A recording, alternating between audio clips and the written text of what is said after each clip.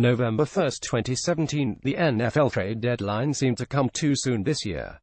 A stunning week of trades culminated with a pair of deals just before the deadline on Tuesday afternoon and one that showed up a few moments too late. Jimmy Garoppolo might have been the biggest name to switch teams this week, but there are other players who will have more meaningful impacts on the 2017 season. We won't know whether those deals turned out as planned for a while, but we can take a first glance at them now. We also can take a look back at the many trades that have gone down during this league year to see how they've turned out so far. Some familiar punchlines will remain the butt of easy and perhaps deserved jokes, but some of the league's best franchises also have made deals they would like to take back.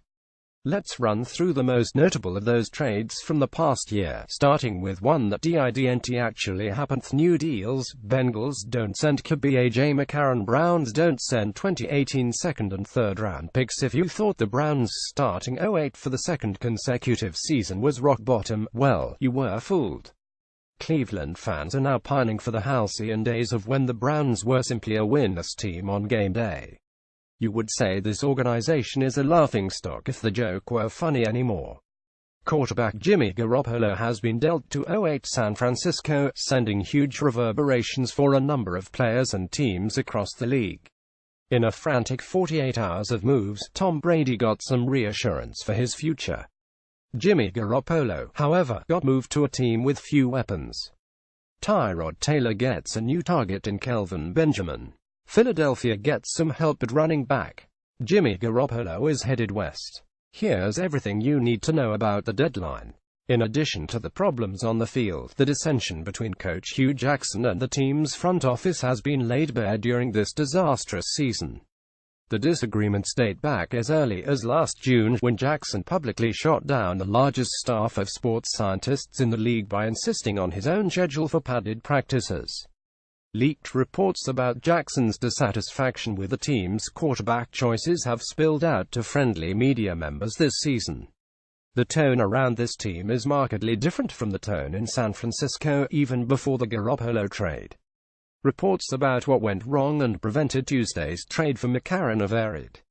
One suggests that the Browns were too busy celebrating the trade to send in the paperwork, which only seems plausible if you figure that the Browns have virtually no recent experience celebrating anything. The generally accepted version suggests that the disconnect between Jackson and the front office delayed the decision, with the Bengals eventually sending the half of the trade confirmation to the NFL, and the Browns either sending the confirmation to the Bengals without informing the NFL or not sending anything useful to anyone. Under any circumstances, we know the Browns intended to send second and third round picks to the Bengals for McCarron, who played under Jackson in 2015 and threw 119 solid passes behind an excellent offensive line while surrounded by playmakers. McCarron's contractual status is also the subject of some debate, but it seems likely that the Browns believed McCarron will be a restricted free agent next season, as trading 2 picks for a quarterback who would hit free agency this offseason would be absolute lunacy. I think the Browns should be happy the move didn't go through, and honestly, so should McCarron. I'm not knocking the former Alabama starter's talent, but he's the wrong fit for the Browns and Jackson, who has shown no aptitude for managing his quarterback options over the past couple of years. You could have blamed the constant rotating of Cleveland passes in 2016 on a series of injuries, but Jackson has flipped between DeShone Kizer, Kevin Hogan, and Cody Kessler on seemingly a weekly basis this season. It's entirely possible that Jackson doesn't have an NFL-caliber quarterback on his roster, but by benching Kizer multiple times and repeatedly inserting him back into the lineup, what chance could Kizer ever have had to succeed? A smart team with everyone on the same page could draft and acquire multiple mid-tier quarterbacks and make one decisive choice after watching everyone in practice. The Browns are not that organization.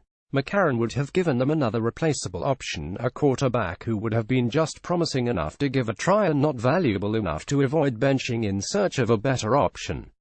The Browns shouldn't add another quarterback to the roster until they identify the guy they want to go all in for and keep in the lineup come hell or high water, until they either make the playoffs or everyone gets fired. Outside of Garoppolo, there's nobody who they could have acquired who fit that bill in mid-season, McCarron included. New Bills wideout Kelvin Benjamin has 18 career touchdowns, including 2 this season. Bob Donnan USA Today Sports Panthers send WR Kelvin Benjamin. Bills send 2018 3rd and 7th round picks. It's bizarre to see two teams basically in the same playoff stratosphere thinking so differently. The 53 Panthers have a 54.4% chance of making the playoffs after winning against the Bucs on Sunday, according to the Football Power Index, while the 52 Bills are narrowly ahead of them in the other conference, with a 61.1% shot of participating in the first postseason since 1999. Understanding the trade from the Bills' perspective is pretty simple. Buffalo has stockpiled 2018 draft picks as it tries to rebuild its roster after years of poor decisions under Doug Whaley's administration, but the 2017 team has been more competitive than perhaps even it expected. The Bills had a huge hole at wide receiver after trading Sammy Watkins, especially given that second-round pick Zay Jones has been the worst wide receiver in football during the first half of the season. Trading for Benjamin gives Tyrod Taylor a massive new target in the prime of his career. Benjamin's rookie deal runs out this year, but the Panthers picked up the 26-year-old's fifth-year option this offseason, locking him in for 2018 at the relatively reasonable price tag of $8.5 million. Throw in the fact that the Bills coach Sean McDermott and general manager Brandon Beane were both hired away from Carolina, and it's not difficult to understand their interest. The decision is far more curious for the Panthers. Benjamin was tied for the team lead in targets 7 and led all wideouts with 72% of snaps during Carolina's win on Sunday, so he wasn't out of the rotation.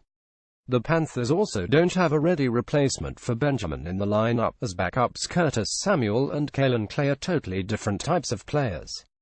The trade could suggest that the Panthers expect to get back Greg Olsen soon and will devote some of Benjamin's targets his way, but Cam Newton could have used both Benjamin and Olsen on the field. The best explanation I can figure is that the Panthers were concerned about Benjamin's left knee in the context of a long-term commitment. Benjamin tore his ACL in 2015 and missed the entire campaign, and he re-injured the knee in September. Benjamin has managed to play through the injury without missing any time, but things could go south fast if the knee breaks down. Benjamin's fifth-year option is guaranteed for injury, meaning that the Panthers could have found themselves on the hook for a player who can't perform. The knee also might have dissuaded the Panthers from considering a long-term extension for Benjamin, meaning that a trade would have come sooner rather than later.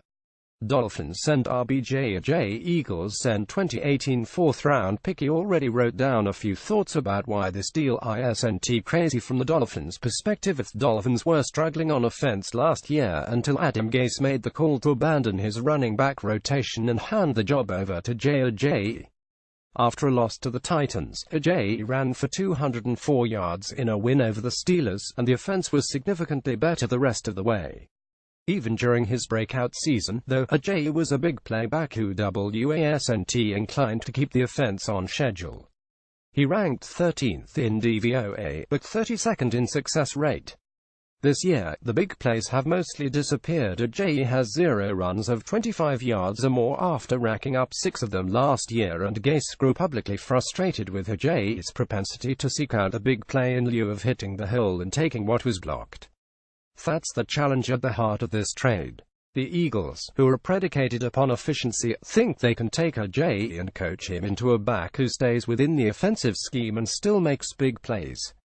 Gase apparently didn't think he could, which says a lot about how dysfunctional the Miami offense is right now.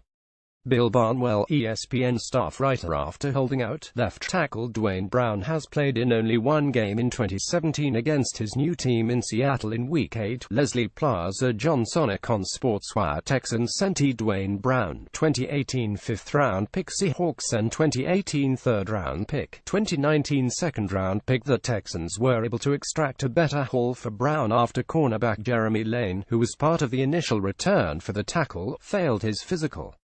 If we use the FPI projected standings for 2018, project the Seahawks to finish with the 24th pick in the 2019 draft, and apply Chase Stewart's draft value chart, the Seahawks sent draft capital commensurate with the 26th overall pick to the Texans to acquire the desperately needed left tackle.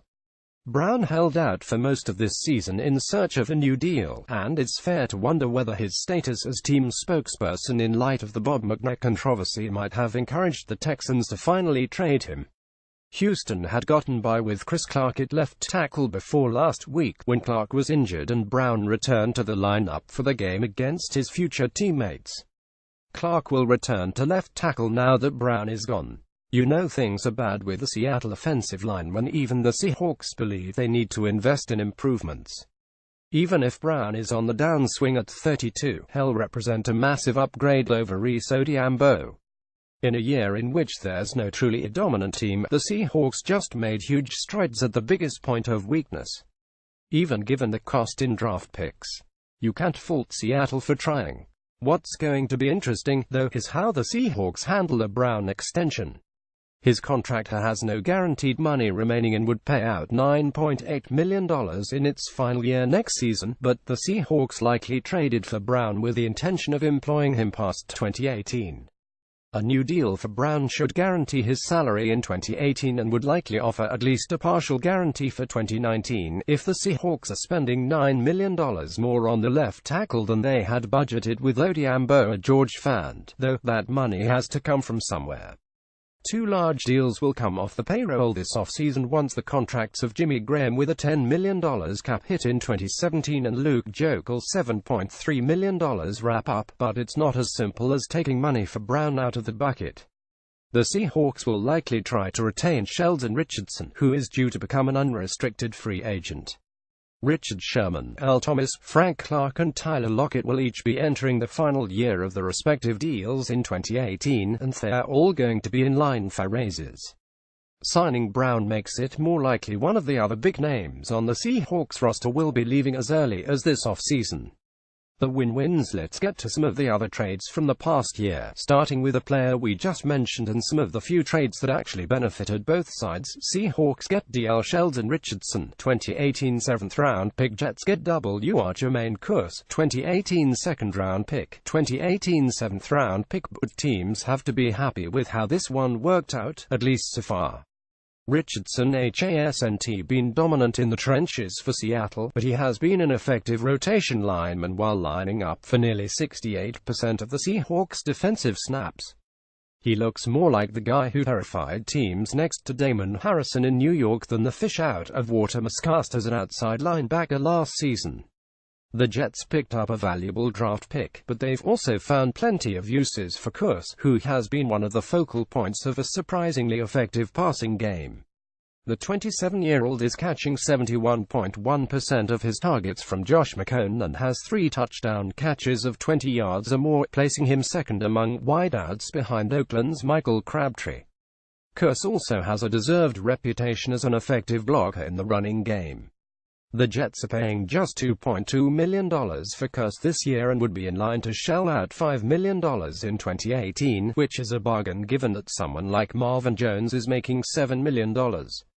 Wide receiver Brandon Cooks has only 3 touchdowns this season, but he is starting to find a rhythm with Tom Brady. Greg M. Kawaparusa Today Sports. Patriots get WR Brandon Cooks. Saints get 2017 first-round pick OT Ryan Ramczyk and third-round pick DL Trey Hendrickson. There's a perception in some circles that Cooks has been disappointing since joining the Patriots.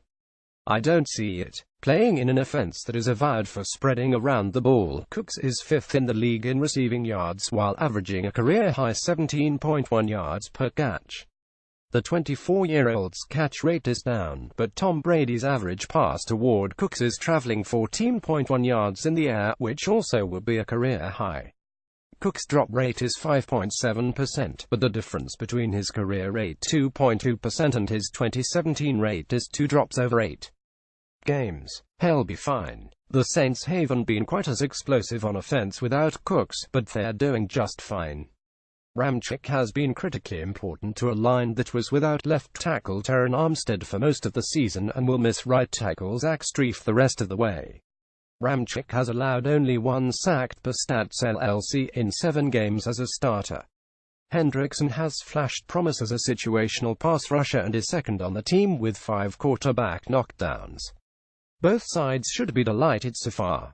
The loser loses naturally. If there are deals that benefit both teams, there have to be trades where neither side feels particularly pleased with the outcome. Patriots get Dwayne Allen, 2017 6th-round pick traded. Colts get 2017 4th-round pick Zach Banner. This trade might have cursed everyone involved. It's rare for a 4th-round pick to be cut during his first training camp, especially on a team with as little talent as Indianapolis has, but Banner was let go on cut-down day and is on the Browns' practice squad.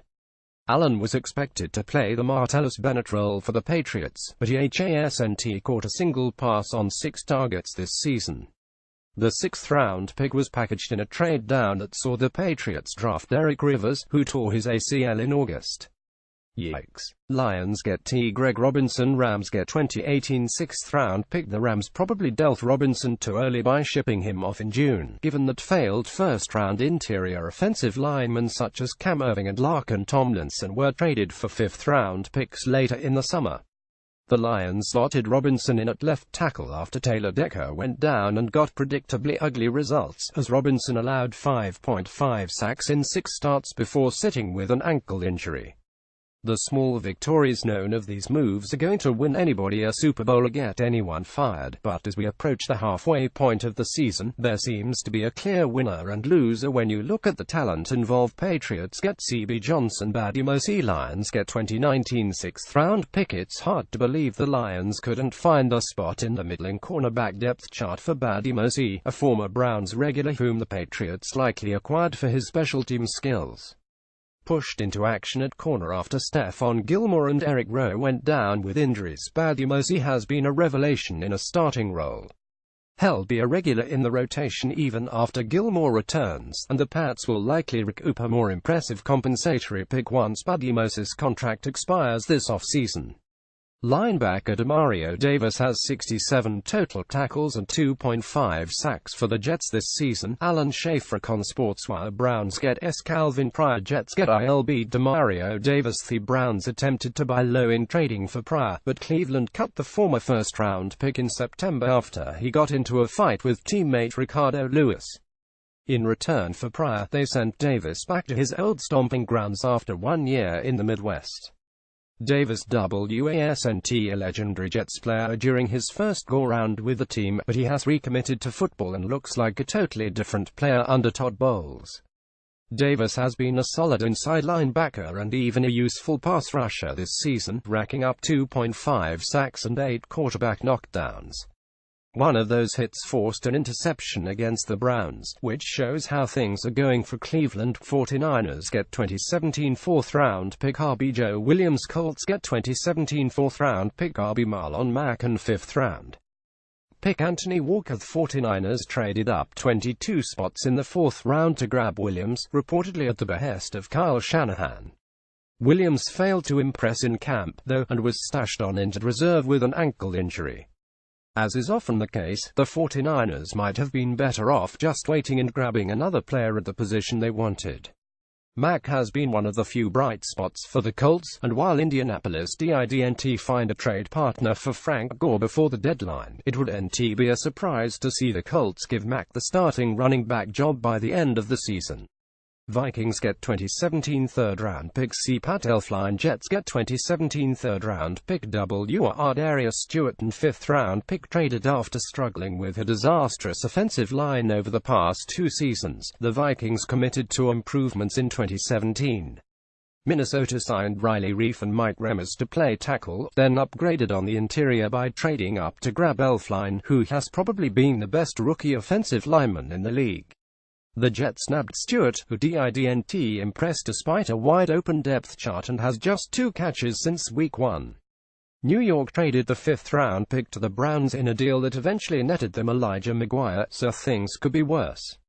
Ravens get 2017 3rd-round pick DL Chris Wormley. Eagles get DT Timmy Jernigan, 2017 3rd-round pick CB Rasul Douglas. The Ravens dealt Jernigan knowing they wouldn't be able to sign the Florida State product to an extension.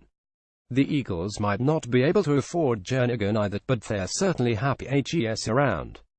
Jernigan has 1.5 sacks and 6 quarterback knockdowns this season, while his 6 tackles for loss against the run are tied from the 3rd most in the league. It's still too early to judge the draft picks, but the initial returns on Douglas are promising. The 22-year-old was forced into the lineup after the Eagles lost a handful of defensive backs, and he has shown promise while playing 299 defensive snaps. Douglas and redshirting rookie Sidney Jones could be Philadelphia's next pair of starting corners. Wormley, meanwhile, has taken 100 defensive snaps on a deep Ravens defensive line. The big win streaks can always flip, especially when young talent is involved, but these look pretty clearly to be massive victories for one side. From what we know so far, these are the 5 most lopsided deals of the 2017 league year. Rams get WR Sammy Watkins, 2018 6th-round pick. Bills get CBEJ Gaines, 2018 2nd-round pick. The Rams have to be thrilled with the stunning 52 start, but if you asked, I suspect they would quietly like to take back this deal. Jared Goff looks like a different human being throwing to Robert Woods, Cooper Kupp and Todd Gurley, but he has yet to find any rhythm with Watkins, who has just 18 catches and 264 receiving yards in 7 games. As it stands, the Rams probably would want to sign Watkins to an extension this offseason, making him an expensive rental. Buffalo pocketed a valuable 2nd-round pick in the deal, which certainly made it easier for the Bills to trade a 3rd-round pick for Benjamin. The former Panthers wideout has his flaws, but he has been more productive and available than Watkins, and HES signed for an extra year. Gaines also was holding his own as a starter in the league's most surprising secondary before going down with a hamstring injury, which kept him out of Sunday's win over the Raiders. Browns get QB Brock Osweiler, 2017 6th-round pick traded, 2019 2nd-round pick. Texans get 2017 4th-round pick Carlos Watkins. I wrote about the Osweiler trade in March. I mentioned that the Browns were probably paying too much for a 2nd-round pick unless they either got something out of Osweiler or were able to ship him along for another pick.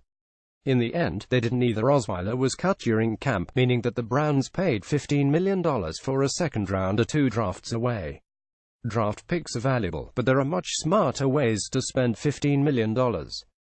Quarterback Deshaun Watson is tied for the league lead in touchdown passes, 19, and he ranks number 1 in total QBR, 81.9. Photo by Troy Tamanousa. Today Sports. Texans get 2017 1st-round pick Deshaun Watson. Browns get 2017 1st-round pick Jabril Peppers, 2018 1st-round pick. While the Browns have gotten plenty of flack for passing on both Watson and Carson Wentz, the criticism is much more deserved for Wentz than it is for Watson.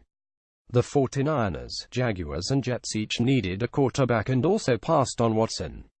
The Bears chose Mitchell Trubisky over Watson, and I'm not even convinced those two guys are playing the same position when I watch them play. It's also true that teams that have traded 2 first-round picks for one often regret having done so, even if they are moving up for a quarterback. Ravens general manager Ozzie Newsome sent a 2nd-round pick and a future first-rounder to the Patriots in 2003 to move up to grab Kyle Boller, and the Patriots used the extra first-round pick to draft Vince Wilfork. Peppers is now injured too, and the Browns haven't even used the 2018 pick yet, so we still don't know what the haul will be. Watson has started only 6 games, and passes such as Robert Griffin III and Matt Leinart looked very promising over longer stretches as rookies before failing to emerge as franchise passers.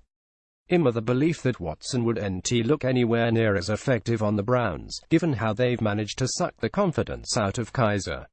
You only have to think about Goff's 2016 and 2017 campaigns to remember how different a quarterback can look with the right staff.